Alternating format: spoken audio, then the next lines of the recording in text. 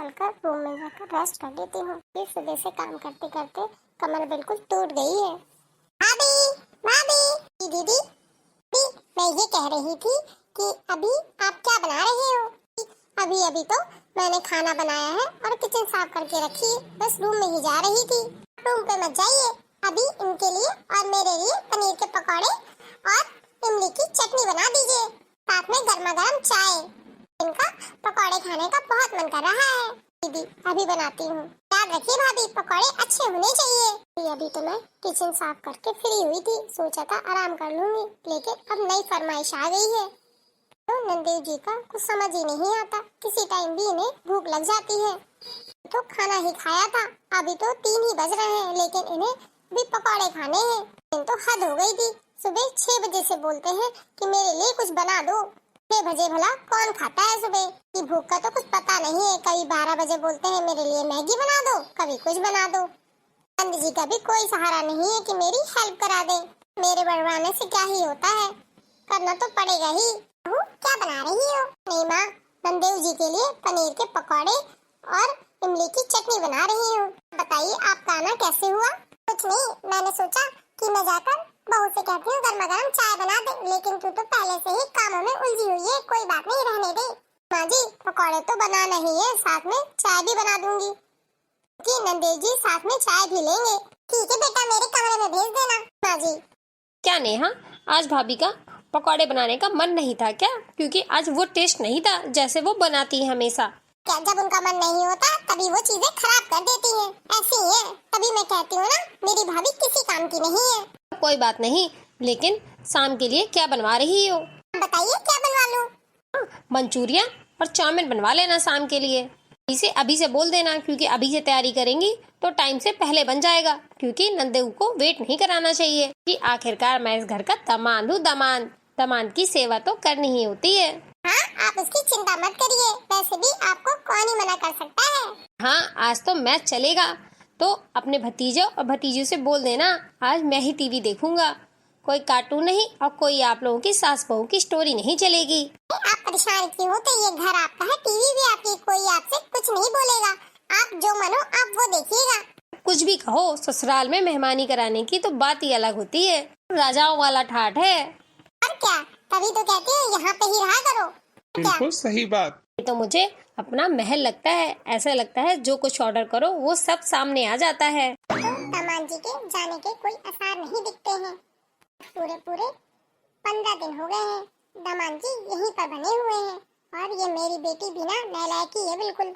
जब बेटी आती है तब साथ में दामाद को भी टांग लाती है। ये भी कुछ समझ नहीं है, ना अपने माँ बाप की चिंता है, ना अपनी जॉब की, ना बिजनेस की, ना काम धंधे की, पर ही पड़े रहते हैं। ये हाव भाव लक्षण को देख के इनके सास ससुर भी मुझे ही गलत समझते हैं, सोचते हैं मैं ही इनको भड़काती होंगी, लेकिन मैं क्या समझाऊं, मेरी बेटी तो मेरी सुनती भी नहीं है। जी को तो सोचना चाहिए ना कि उन्हें अपना घर और अपना बिजनेस देखना चाहिए, ना कि नेहा की बात में आना चाहिए। नेहा से बात करनी ही पड़ेगी। कोई कितने दिन ही खातेदारी कर सकता है, 1 दिन है 2 दिन है, दामाद की तरह अच्छे लगते हैं, ये नहीं कि घर में ही आके रम जाए। नेहा, मैं बाहर से होकर आता हूँ। सुबह से कहाँ थी? सुबह से मैंने कितनी कॉल की थी, तुमने उठाया ही नहीं।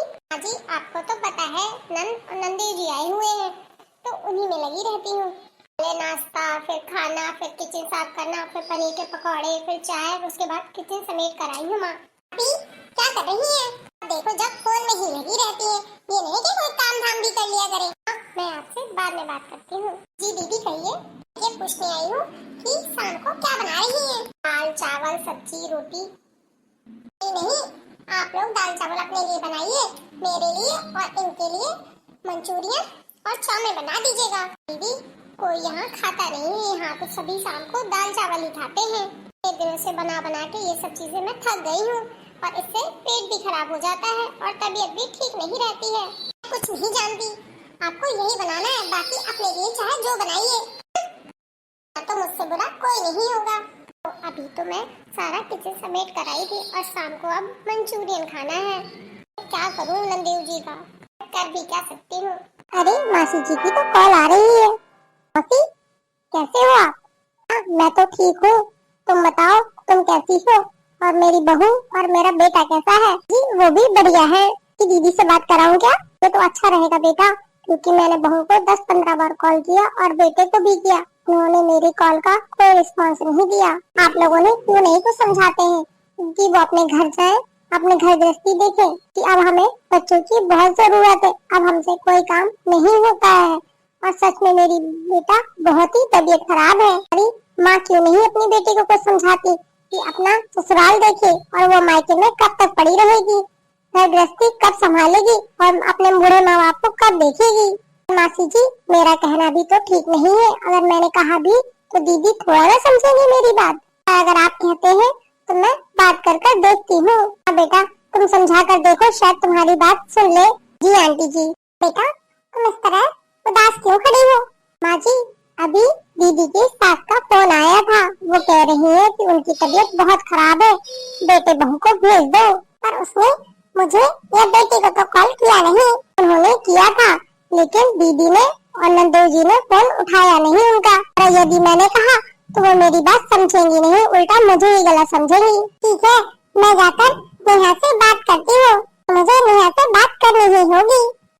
तुम जाकर मेरे लिए चाय बनाओ और नेहा को भी भेज देना मेरे रूम में। ओके माँ जी। आपने मुझे बुलाया? हाँ बेटा तो मेरी बात का बुरा मत मानना, ये घर तेरा अभी भी है और सदा रहेगा। तेरी सास का फोन आया था, उसकी बहुत तबीयत खराब है, तू अपने ससुराल क्यों नहीं चली जाती? आप किसने कहा है कि उनकी तबीयत खराब है? वो बिल्कुल ठीक है। तो तुमने आज कॉल किया उन्हें? नहीं मैंने कोई कॉल नहीं किया उन्हें। क्यों माँ मैं उनकी सेवा करने के लिए आई हूँ क्या? मैं क्यों उनकी सेवा ही करती रहूँ? बेटा ये बताओ तुम्हारी भाभी भैया भी तो मेरी सेवा करते हैं ना, तो वो भी कहे कि हम क्यों करें सेवा? तब माँ मैं कुछ नहीं जानती, अगर आप कहती हो तो मैं चली जाती हूँ, फिर दोबारा कभी नहीं आऊंगी। बेटा मेरा वो कहने का मतलब नहीं है, होती है बोलती है कि मायके में रहो 6 जितने दिन, और ऊपर से आप मुझे कहती हो कि मैं अपने ससुराल चली जाऊँ। बेटा तुम्हारा तो ठीक है, लेकिन नंदू जी भी तो सारा काम धंधा छोड़कर यहीं पर बैठे कैसे? आगे बच्चा फैमिली सब कुछ तो देखना है ना तुम्हें। हाँ ससुराल में पूरा 12-12 घंटे में खड़ी रहती हो, मैं नहीं जाऊंगी, मुझसे नहीं होता काम। बेटा अभी तो हमारा राज है, तो तुम्हें यहाँ पे भाभी पूछ रही है, कल के दिन भाभी भी तुम्हें कुछ कहने लगेंगी, फिर हमसे ना कहना कुछ। दीदी आखिर कब तक चुप रहेंगी? कभी ना कभी तो बोल ही देंगी ना। दिया नामा मैं नहीं जाऊंगी तो नहीं जाऊंगी। वाह दीदी वाह क्या बात है। अगर यही बात मैं भी कहूँ कि मैं अपने सास ससुर की सेवा क्यों करूँ तो आपको कैसा लगेगा? मैं आपकी किस हक से सेवा करूँ? आपको यहाँ रुकना है तो रुकिए, मुझे कोई इतराज नहीं है, लेकिन अगर आप रुकेंगी तो मेरे बराबर से काम करेंगी। मैं कोई भी काम आपका नहीं करूंगी, आप खुद अपना काम स्वयं करिए। मैं अपने सास ससुर और अपना और आपके भैया का करूंगी, आपका नहीं। क्यों भाभी जब भैया आपके हैं तो क्या नंद को आप अलग कर देंगी? मेरी सेवा कौन करेगा? दीदी सेवा उन नंदों की जाती है जो साल में या 6 महीने में 2-4 दिन के लिए आती है, ना कि उनकी जो यहीं पर ही पड़ी रहती है। खुद तो पड़ी रहती है, ऊपर से नंदू जी को भी ले आती है आप। तो आपके पति हैं, आप उनकी सेवा करिए, मुझसे नहीं होता है। मैं अपने पति की सेवा करूंगी, ना कि आपके पति की। तभी तक अच्छा लगता है जब वो सबके साथ मिलजुल कर रहे, ये नहीं कि सिर्फ हुक्म चलाए। बोझ बनने लगे ना तो उसे चला ही जाना चाहिए, तभी अच्छा होता है। मेरी हेल्प तो दूर, आप तो मेरे काम में नुक्स निकालती रहती है, ऊपर से कहती है मैंने ये नहीं किया, मैंने वो नहीं किया। आप बताइए आप पूरा दिन क्या काम करती है? ससुराल जाने के लिए तो इतना डरती हूँ कि क्या ही बताऊं। अगर आपको इस घर में रहना है तो मेरे साथ काम करना पड़ेगा, वरना तो आप जा सकती हैं अपने ससुराल, और मुझसे कोई काम की उम्मीद भी मत रखिएगा। ससुराल नहीं जाऊंगी, मैं क्या इनकी गुलाम हूँ कि मैं इनकी सेवा करती रहूं? बहुत हो चुका, अब मुझसे कोई काम नहीं होता, करें या ना करें। तुमने देखा आज आपके रहते भाभी मुझे इतना सुना गई, कल के दिन आप यहाँ नहीं होंगे तो मुझे कितना सुनाएंगी। बेटा मैंने तो तुमसे पहले ही कहा था कि आखिर भाभी कब तक चुप रहेंगी, लेकिन तुम भी तो सुनने को तैयार नहीं हो मेरी कोई बात। जब मुझे काम ही करना है तो मैं अपने ससुराल में काम करूंगी ना, मायके में क्यों भाभी की सुनूं? मैं अपने ससुराल जा रही हूँ माँ, और मैं अब कभी नहीं आऊंगी। नहीं नहीं बेटा ऐसा मत बोलो, मैं अब इसको कैसे समझाऊं कि ये समझती ही नहीं है। इसके भलाई के लिए हम बोल रहे हैं, लेकिन इसे तो अपनी भलाई समझ ही नहीं आती है। खैर इसे अपने ससुराल जाने दो, उसके बाद मैं इसे समझा दूंगी, वरना तो दोनों घर दिखाने में टाइम नहीं लगेगा। ऊपर से अब तो बहू भी जवाब देने लगी है, और आखिर वो क्यों ना दे? कितने ही दिन कोई सेवा कर सकता है किसी की? नालायक तो मेरी बेटी ही है। माँ जी आप मुझे माफ कर दीजिए जो मैंने दीदी से इस तरह से बात की। नहीं नहीं बेटा, जो तुमने कहा शायद ठीक ही कहा था, क्योंकि वो मेरी बात को समझने को तैयार ही नहीं थी। शायद तुम्हारी बातों का उस पर बहुत असर हुआ है। दीदी अपने ससुराल में रम बस जाए, उसके बाद मैं दीदी से माफी भी मांग लूंगी माँ जी। बेटा कोई बात नहीं, उन्हें भी तो अपना घर बार देखना है, उनको भी तो अपनी फैमिली प्लानिंग करनी है ना माँ। उनकी भलाई के लिए ही तो हमने ऐसा किया है। माँ बहुत दिन बाद दीदी अपने ससुराल गई है, ये तो खुशी की बात है। तो क्यों ना हम लोग मंदिर चलते हैं, मंदिर में आज कीर्तन भजन भी हो रहे होंगे, तो वहाँ जाकर हम लोगों को अच्छा लगेगा, मन को शांति भी मिलेगी। तो क्यों नहीं, मेरा मन बहुत सुबह से बेचैन है, वहाँ जाऊंगी तो शायद अच्छा लगेगा। जी माँ जी। अरे बिमला आज मंदिर में कैसे आना हुआ? अरे जीजी आज सुबह से मन बहुत घबरा रहा था, तो मैंने बहू को बताया, तो बहू ने कहा माँ जी मंदिर क्यों नहीं चलते? तो मैंने सोचा हाँ आज तो मंदिर हो आते हैं। ये तो बहुत अच्छी बात है, अब मंदिर आई हो तो बढ़िया सा कोई भजन सुना दो। बम बोले बोलो तो सही, एक बार मेरी ओर देखो तो सही। बम बोले बोलो तो सही, एक बार मेरी ओर देखो तो सही। हरि ओम नमः शिवाय, हरि ओम नमः शिवाय, हरि ओम नमः शिवाय, ओम नमः शिवाय। हो तो बोले तेरी गंगा बनी जाऊंगी, कहो तो बोले तेरी गंगा बनी जाऊंगी, गंगा बनी जाऊंगी, जटा में रमी जाऊंगी, बनी जाऊंगी, जटा में रमी जाऊंगी। दारी गंगा दारी बोलो तो सही, एक बार मेरी ओर देखो तो सही। गंगा दारी बोलो तो सही, एक बार मेरी ओर देखो तो सही। ओम नमः शिवाय, हरि ओम नमः शिवाय, ओम नमः शिवाय, हरि ओम नमः शिवाय। तो बोले तेरी चन्ना बनी जाऊंगी, कहो तो बोले तेरी चन्ना बनी जाऊंगी, माथे पे सज जाऊंगी, चंदा बनी जाऊंगी, माथे पे सज जाऊंगी। धारी चंदा धारी बोलो तो सही, एक बार मेरी ओर देखो तो सही। चंदा धारी बोलो तो सही, एक बार मेरी ओर देखो तो सही।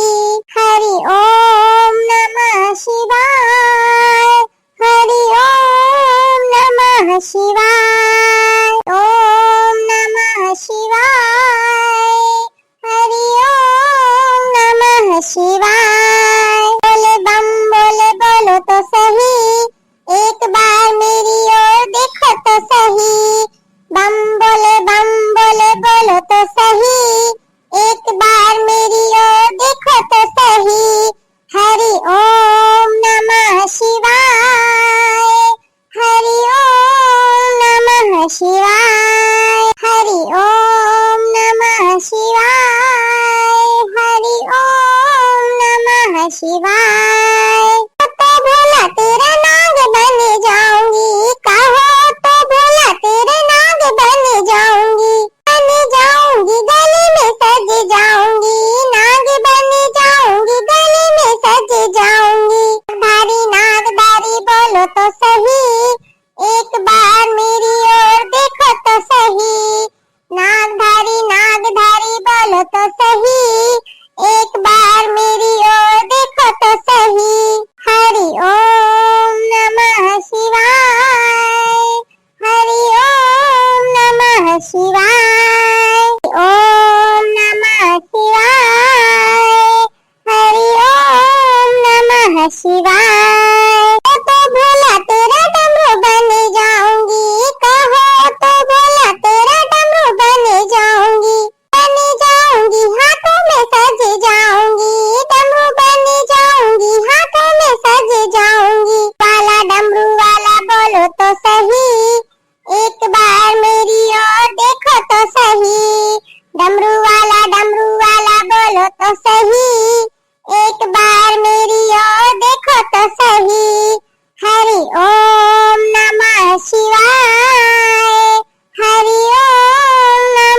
शिवाय, हरि ओम नमः शिवाय, हरि ओम नमः शिवाय। बोले बम बोले बोलो तो सही, एक बार मेरी ओर देखो तो सही। बम बोले बोलो तो सही, एक बार मेरी ओर देखो तो सही। हरि ओम नमः शिवाय, हरि ओम नमः शिवाय, हरि ओम नमः शिवाय, हरि ओम नमः शिवाय। तो भोले तेरा नंदी बन जाऊंगी, कहो तो भोले तेरा नंदी बन जाऊंगी, नंदी बन जाऊंगी, सेवा में लग जाऊंगी, नंदी बन जाऊंगी, सेवा में लग जाऊंगी। नंदी वाला बोलो तो सही, एक बार मेरी ओर देखो तो सही। नंदी वाला बोलो तो सही, एक बार मेरी ओर देखो तो सही।